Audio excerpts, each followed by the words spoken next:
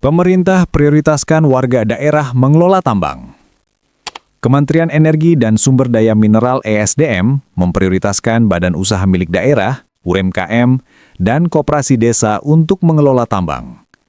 Kebijakan ini sesuai dengan Peraturan Pemerintah Nomor 39 Tahun 2025 tentang usaha pertambangan mineral dan batu bara. Menteri ESDM Bahlil Lahadalia saat memimpin upacara Hari Jadi Pertambangan dan Energi ke-80 di Monumen Nasional, Jakarta, menegaskan bahwa langkah ini bertujuan agar masyarakat daerah menjadi tuan rumah di wilayah tambang.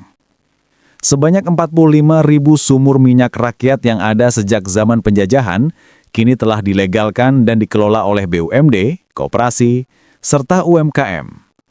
Kebijakan ini untuk warga yang menggantungkan hidup dari pengeboran guna meningkatkan kesejahteraan mereka. Pengelolaan tambang jangan hanya dikuasai oleh kelompok tertentu. Jangan hanya pengusaha itu saja. Kita harus adil untuk menyerahkan, membagi secara baik sesuai aturan kepada UMKM daerah, kepada koperasi daerah, kepada BUMD daerah dengan pemberian prioritas. Dan alhamdulillah, perubahan undang-undang Minerba sudah kita lakukan, peraturan pemerintah pun sudah ada, dan sekarang tinggal peraturan menteri. Ini semua kita lakukan untuk menjadikan orang daerah menjadi tuan di negerinya sendiri.